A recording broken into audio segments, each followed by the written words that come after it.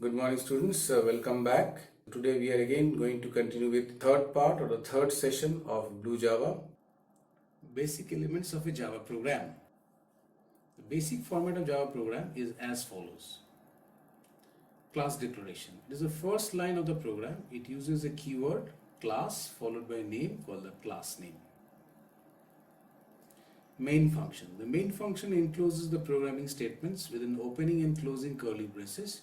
As the main function is a part of class declaration, it is further enclosed within curly braces under the class heading. So here is a screenshot, sample structure of a BlueJ program. See the class declaration there, public class program 1, then the block statements there, opening curly brace, then the public void main, the main function, the statements there. Is the opening and the closing curly braces for the function and the closing curly braces for the class block. Okay, so this is a sample structure of a Java program. Some useful terms. A class is a user-defined prototype or template that describes the characteristics and behavior for the similar type of objects. Here characteristics are referred to as data members or attributes, and behavior as member functions or methods. Objects. Objects are the entities which possesses different characteristics and common behavior described within the class. So there are different types of objects. Objects you will learn later.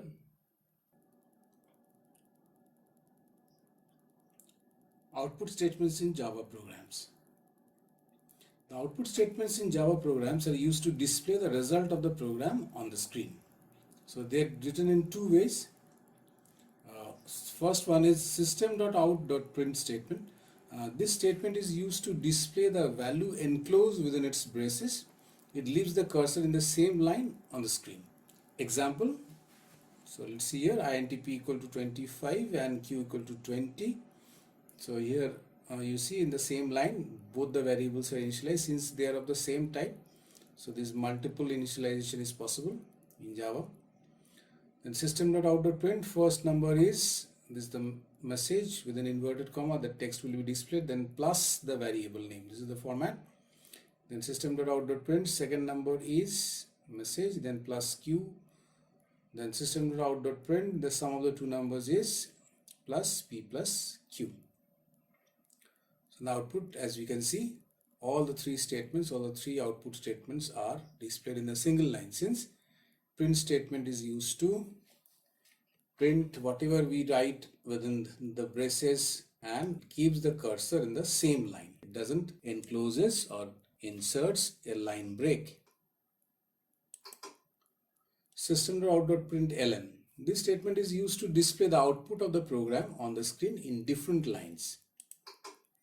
Example here in the previous one, int p equal to 25, q equal to 20, system.out.println, first number is p, system.println, second number is q, and system.out.println, sum of the two numbers is p plus q. As we can see, as these three statements are given with println, so all the three statements are displayed in three different lines.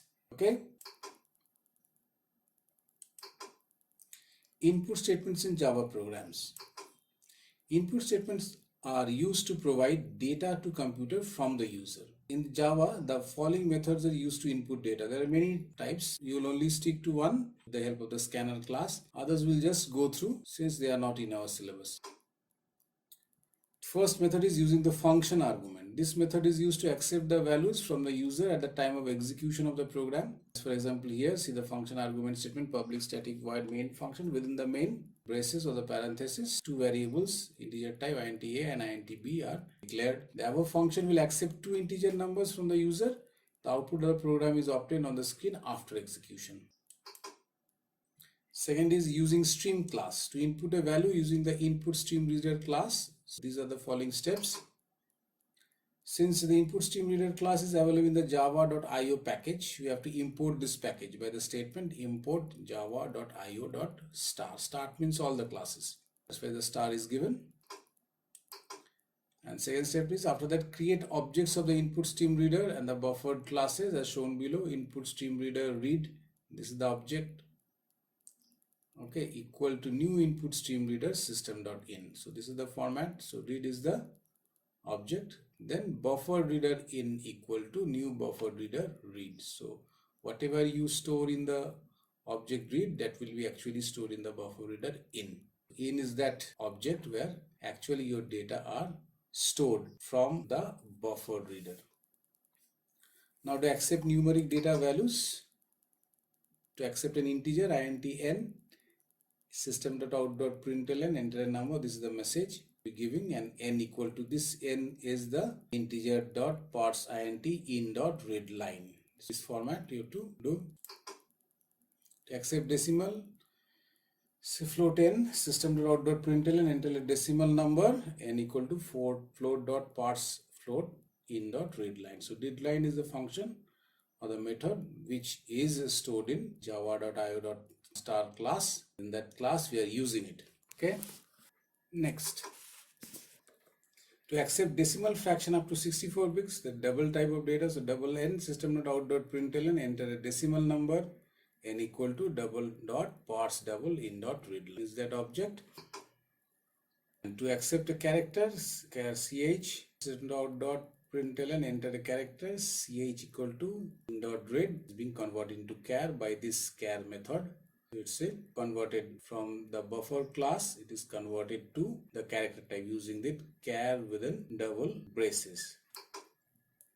To accept a string str is a string type of variable declared, system.out.println, enter a string. This is the message you are going to give, str equal to in dot read line.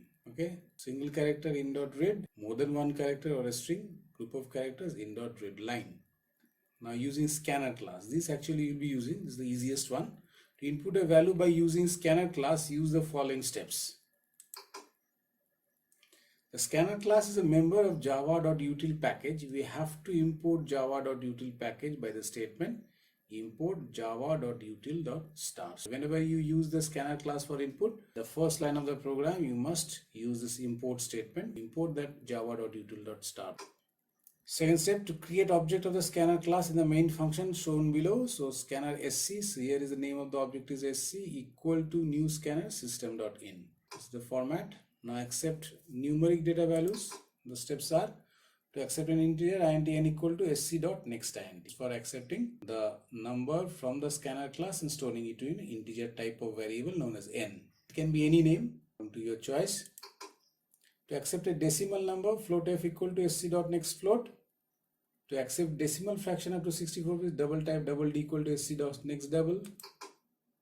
And to accept a string s equal to sc.next or string s equal to sc.next line. So if it is single character, then sc.next is more than one character within double inverted comma, then it should be sc.next line. Using command line argument. The fourth one, this is the way to accept data values from the user and pass arguments to the main function. So how we do? Use a string type array args as this as an argument to the main function, as it is written here in the main function public static void main string args or string args. The array, this is the array symbol, the square bracket. It can be after the string statement or it can be after that array name args. So that is your choice, any of the format.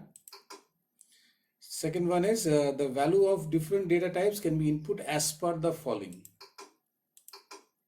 To accept an integer, int n equal to integer.parse int arg0, the first element of the array.